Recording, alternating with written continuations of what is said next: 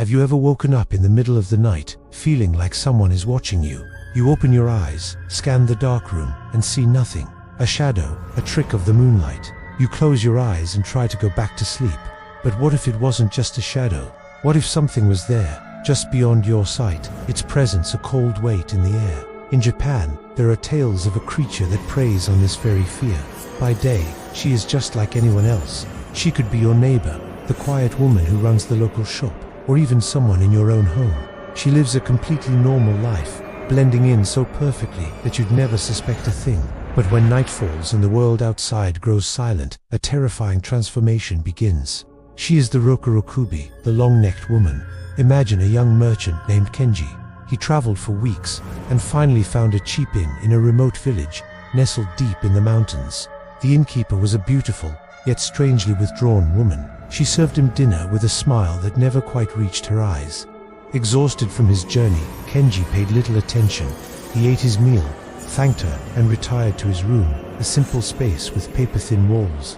He fell asleep almost instantly, the sound of crickets his only lullaby. Sometime after midnight, a faint noise stirred him. It was a soft, slithering sound, like silk being dragged across a wooden floor. He tried to ignore it, telling himself it was just the old and settling. But the sound grew closer, just outside his door. His heart began to pound in his chest. He held his breath, listening. The sliding door to his room was shut tight, but he saw a shadow moving under the gap at the bottom. It wasn't the shadow of a person walking past. It was long, thin, and snaking its way into his room. Slowly, silently, he sat up. The moonlight filtering through the window cast a dim glow across the tatami mats. And then he saw it. From the other side of the inn, a neck, impossibly long and pale, was stretching.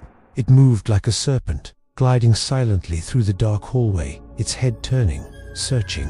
It slid under the door of the room next to his, and for a moment there was silence. Then, a muffled gasp, followed by a wet, lapping sound. Kenji was frozen in terror. He could hear it. It was drinking the lamp oil. His mind screamed at him to run, to escape, but his body wouldn't move. The long neck then withdrew from the neighboring room and turned its attention to his face. The head, with the face of the beautiful innkeeper, swiveled towards his door. Its eyes were closed, as if she were asleep, but a cruel smile played on her lips.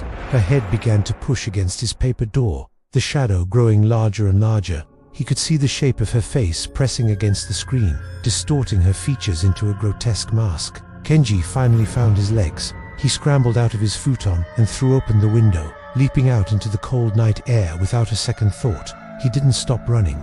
He ran through the forest, branches scratching his face, his lungs burning. The image of that monstrously long neck seared into his memory. He never looked back. He ran until the sun came up, until the village was miles behind him.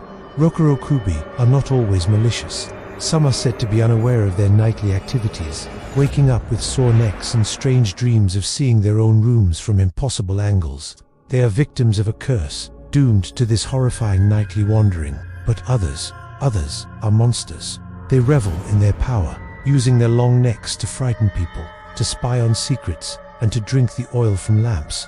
A strange and unnatural thirst. Sometimes it's not just oil they crave. There are darker tales, stories of Rokurokubi that drain the very life force from their sleeping victims, leaving them weak and withered by morning. So the next time you wake up in the dead of night with that chilling feeling of being watched, listen closely. Listen for that faint slithering sound. Look for the shadow moving where no shadow should be. You might tell yourself it's just your imagination, but it might just be a Rokurokubi, her long neck stretching through the darkness, her head turning, searching for you. Thanks for watching, and if you enjoy these chilling tales, be sure to follow for more. Sleep tight.